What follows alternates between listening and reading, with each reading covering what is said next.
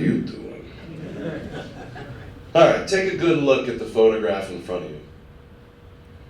Now, if you stand up to do this next part, use your chair, don't fall over. Turn your head and try to look at this photograph upside down, or as close as you can get. Something might jump out at you in the bottom left corner, and it should look like that. Our brains cannot immediately identify the challenges with upside down faces. And I'm going to try today to show you how some of that may be occurring right there inside of your companies, and inside your civic groups, inside your families. I'm going to show you some stuff that has really changed in this world that I think is going to get you just looking a little differently at your situations to make sure that this kind of a thing isn't actually happening right in front of you. I'm going to do that by talking about a company without clocks. And I'm going to invite you to rethink about everything. All right. So, several Saturdays ago, my wife and I are sitting at the dining room table in our beautiful Florida home, much warmer than this home. And we're having a conversation that'll be familiar to many of you. We're talking about what movies from our childhoods made us who we were, that we wanted our children to see. So the last one I pulled out was Conan the Barbarian. Did not go very well. So she's winning at this point. And one of the movies she brings up is Ghostbusters. You guys remember Ghostbusters? We ain't afraid of no ghosts, right? And so we're having a good time. We're thinking about that old 15-seater station wagon with no seatbelts and that antiquated siren, right? And our teenage daughter pipes up and she goes, "Ghostbusters, I love that movie. It's my favorite movie from the 1900s."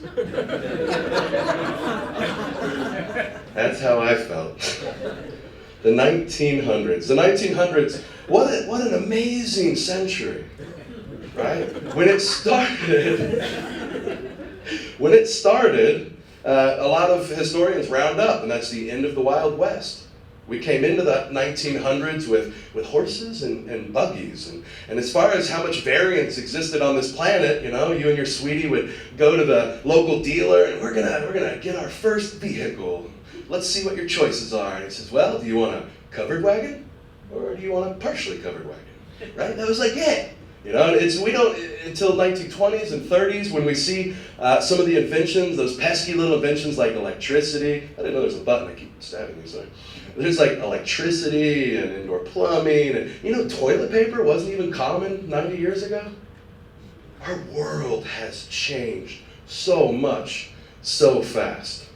Right? And we felt it. It just kept picking up pace. Go listen to some old records in the 40s and 50s. It's kind of like boom, boom, boom, boom. Just a real slow beat that kind of picked up in the 60s and 70s. And got a little jazzier. And we get into the late 80s and 90s. And we get heavy metal. And it just kind of was picking up pace. And then get to the mid-1980s. And I brought some baby pictures with me. So around 1984 is when this photo was taken. I was working a local paper route, and this is a beautiful sunny summer afternoon, about 11 in the morning. The humidity of the day started to set in, and so here's one of my first baby pictures, right? So here I am doing my little paper route, and we moved shortly after this photograph was taken to a much more difficult neighborhood. Anybody here with me? You guys remember some of this?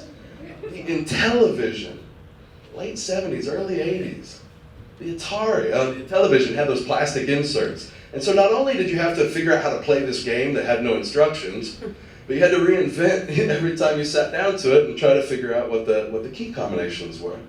We moved on to the Atari 2600, Nintendo Entertainment System, right?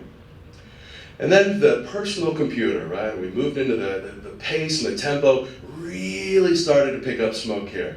Like, I think we started picking up pace when toilet paper became popular. Like, I like to measure from there forward. But this was one of those moments where we knew it. We all felt it. The tempo and the pace of our lives really started to pick up the beat. You guys remember this guy?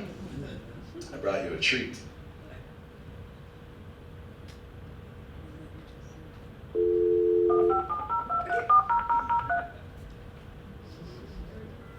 We're not done yet, because nerds really wanted you to know what was happening. And this goes on. Still happening. This had no value, by the way. There's no reason for this at all. For years, this was, and those of you not laughing, you're just too young to remember it.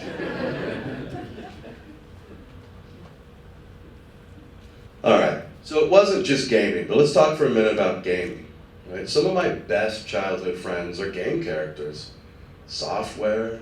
I started around DOS 5. Anybody remember DOS? Who here's edited an auto exec bat or config sys? There it is, right? This was, and who taught you that? Right? You just had to get in there and be wrong a couple times, or a lot of times, right? But we got it figured out. We got it figured out. Tens of thousands of hours before many of our 12th birthdays. Tens of thousands of hours in gaming, solving complicated problems, working through my own attitude and frustration of those games. We didn't have teachers. We were doing this by learning and failing and trying and bringing our best to the situation and always being, treating failure like another learning opportunity.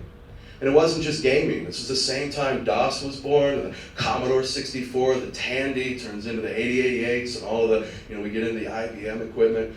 MS-DOS. This is a world where at 7 years old I could teach myself Basic A with an Edlin line editor. Anybody remember Basic? And GW Basic and Q Basic became Visual Basic, and Visual Basic for scripting and applications, and I could go on. At this point in my career, I've got master level experience with dozens of programming languages. Never had a teacher. I've never really been that good at being a student, waiting in the room, waiting for a teacher to arrive. And I didn't have to. I barely remember phone books. I barely remember the corded phone. It was there. But we quickly moved past this. And so when we enter the workforce, and somebody attempts to explain an org chart and skill specialization, this is difficult. There was a real discongruency here. I think that we're starting to see some of that kind of play out.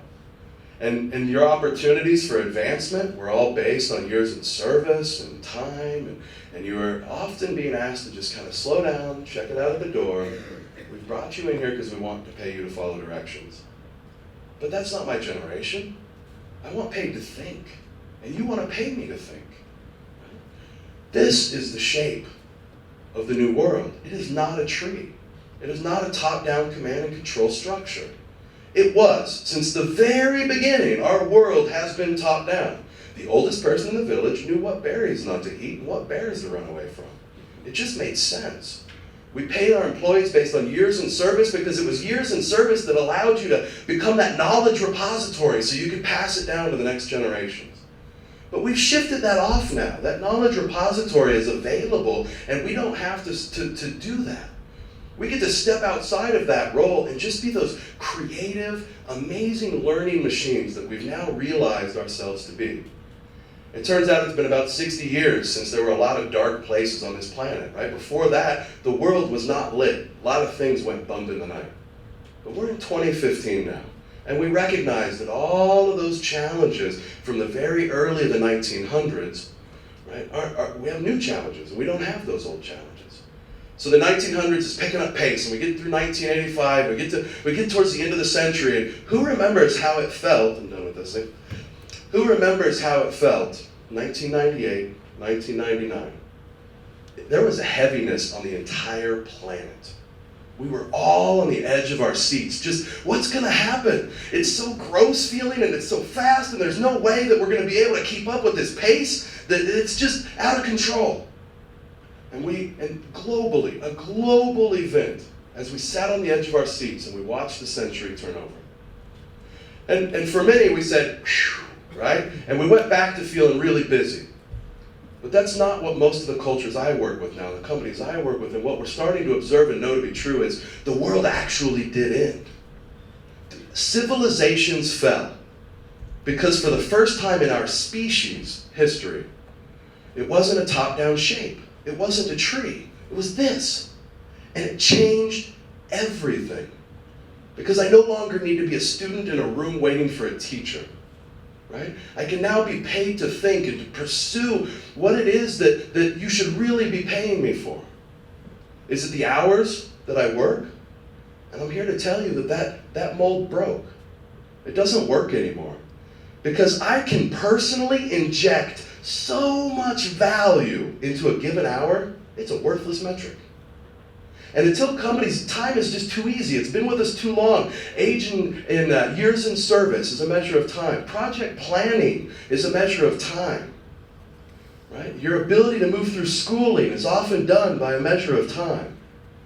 And so it's too easy for us to reach out and grab the clock on the wall as a way to measure the valuable contributions of our employees. But it turns out that system no longer will hold us. We need to think of a new way to engage with people. And we need to start paying them to think instead of paying them to follow directions. And this is easier than it may first sound. That fortunately, the world's full of people like myself and many of you, that we've been training for this from day one. You can bring me into your company, show me who stole the princess and where they've got her. Tell me how to get to level 200. Give me a team. Get out of the way. Become a servant leader to high-performing cross-functional teams. Give them vision and understanding about why and what and how and when and where, and then serve them. As they become powerful, we've learned more in the last 10 years about the human condition, about how to manage this common thing and this thing. We've learned more in the last 10 years than probably all of civilization added up before it. And one thing we know to be true is that people, human beings, are amazing learning machines. Contrary to most other species, we don't come out as little babies ready to go. 15 seconds later, we're not running around the barnyard and we're not out getting our first meal. It is our adaptive skill that allows us at 6 and at 60 to be amazing learners. The dynamic mindset was part of what fell away in the old era and came back in the new as a dynamic mind, not a static mind. So your people and your company and your family and your civic groups and your churches, wherever it is that you're investing and spending your time, are powerful learners. But many of them have forgotten that. It turns out you're powerful beyond imagination, but there's one thing in your way. It is self-limiting beliefs. And it's things like that photograph that our brains weren't picking up on it. But if we become intentional and we get involved, and we start to look at our companies and strategize around this new shape, right? We can turn things around very quickly. And so what's good about this new shape is that your people coming together as cross-functional teams. We decided departments worked really well in the tree, but departments don't work really well here. It's about putting together small, cross-functional, high-performing teams and connecting them with your visions, sharing with them your biggest problems and challenges and concerns. So, my name is James Kies. I look forward to hearing about how you've gone forward to create companies without clocks, to look for a better metric when attempting to measure the value of the engagement of your employees. Thank you.